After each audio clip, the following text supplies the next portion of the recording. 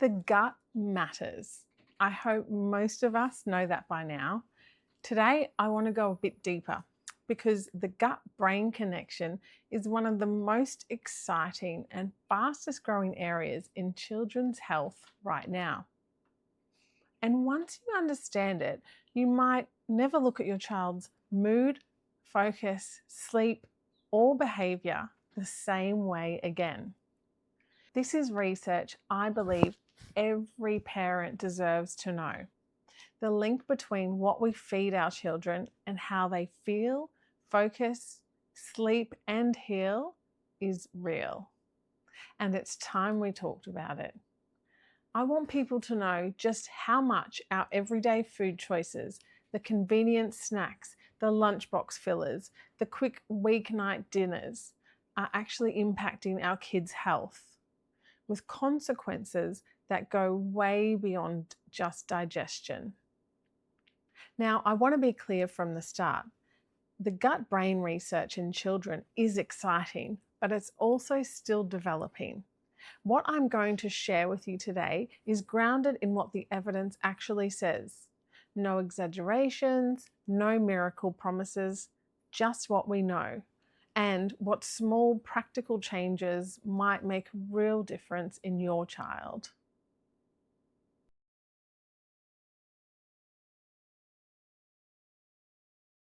The first area where gut health can make a real difference is anxiety. And this one surprises a lot of parents. Here's the thing. The gut and the brain are in constant conversation. Through nerves, hormones, and immune signals, they're talking to each other all day long. And we know now that certain gut bacteria play a role in that conversation in ways that can influence how anxious or calm a child feels. A 2025 study found that the makeup of a 2-year-old's gut was actually linked to anxiety-related symptoms years later in middle childhood. And that this connection seemed to work through changes in the brain's emotional networks. How remarkable is that?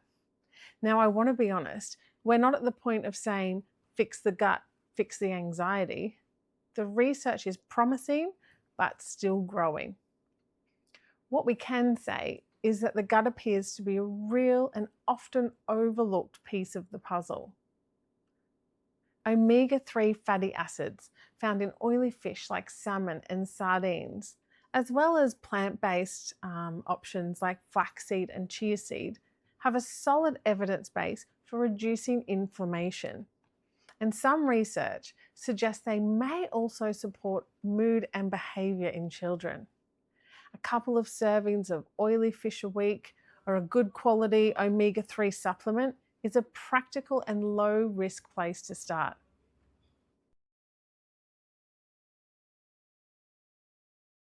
The gut and brain are connected via the vagus nerve. Think of it as a two-way communication highway running between the two. When the gut is inflamed or its bacterial balance is off, that can affect the signals traveling to the brain in ways that can influence attention and how well a child can think and process information.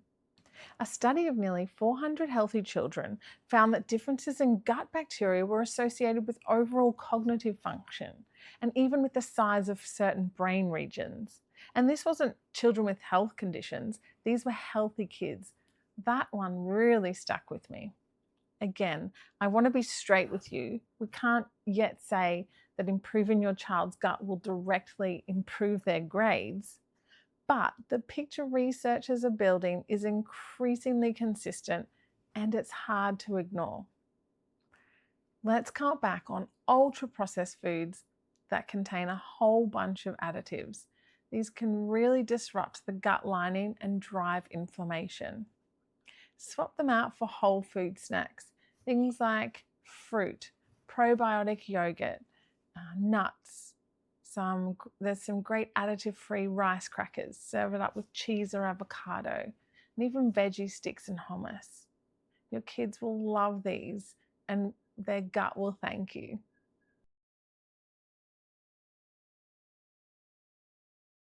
Okay, this is a big one. Gut health appears to play a genuine role in mood and emotional regulation. Here's something that blew my mind when I first read it. Over 90% of the body's serotonin, one of the key chemicals involved in mood and well being, is actually made in the gut, with gut bacteria playing a significant role in that process. Now, just to be clear, the gut processed serotonin doesn't travel directly to the brain and lift your child's mood. It doesn't work like that. But the gut serotonin system is deeply connected to the vagus nerve and other signaling pathways that do influence how the brain functions. So the effect is real, it's just indirect. A 2024 study found that gut diversity and composition were linked to emotional regulation in children aged 2 to 6. The first study of its kind in healthy, non clinical young children. And a large study of nearly 1,800 10-year-olds found links between gut bacteria and emotional and behavioural difficulties, including anxiety and withdrawal. Prebiotic foods like bananas, oats, garlic, onion, asparagus all feed the good gut bacteria. You don't need to overhaul everything at once, just start adding one or two of these into your daily meals.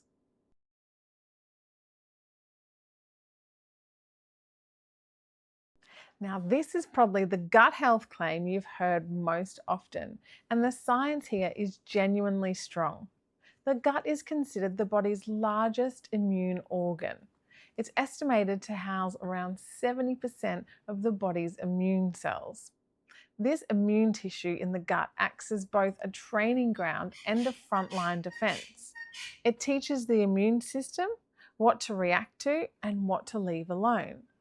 What this means in practice is that the bacterial environment in your child's gut has a direct influence on how well their immune system develops and responds. A diverse, well-fed microbiome can train the immune system properly. A depleted or imbalanced one can leave it sluggish or constantly overreacting, which shows up as things like frequent colds, allergies, or just a child who never quite seems well. Now, fibre is one of the most powerful tools we have here, and variety matters because different fibres feed different gut bacteria. So rather than focusing on just one superfood, aim for a wide range of vegetable, legumes, and whole grains across your week. More variety on the plate tends to mean more diversity in the gut.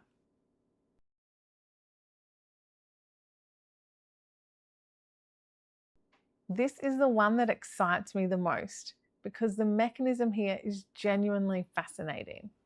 Certain gut bacteria have been shown to produce serotonin and GABA, two compounds that play a direct role in helping the body wind down and prepare for sleep. And here's something most people don't know. Serotonin is actually the building block for melatonin, the hormone that governs our sleep-wake cycle. So a gut that's producing healthy levels of serotonin is laying the groundwork for good melatonin production too. What's even more surprising is that the gut itself produces melatonin, and in much larger quantities than you would expect. Researchers are now finding that the gut's melatonin production is closely tied to the health and diversity of its bacterial community. Research has also found that the relationship runs both ways. A healthier gut supports better sleep, and better sleep supports a healthier gut. So when one is off, it tends to drag the other one down with it. Fermented foods are your friend. Probiotic yogurts with live cultures, kefir, and small amounts of sauerkraut introduce and support the beneficial bacteria that underpin this whole system. These are practical and accessible additions to your child's diet, and the evidence supporting their role in microbiome health is solid. So there we have it. I know we've covered a lot today. 5 ways in supporting your child's gut health that may genuinely make a difference. Reduced anxiety, better mood, better focus, stronger immunity, and better sleep. I want to leave you with a realistic mindset. The gut brain research in children is some of the most exciting science happening now, but it's still developing. Here's what I find reassuring.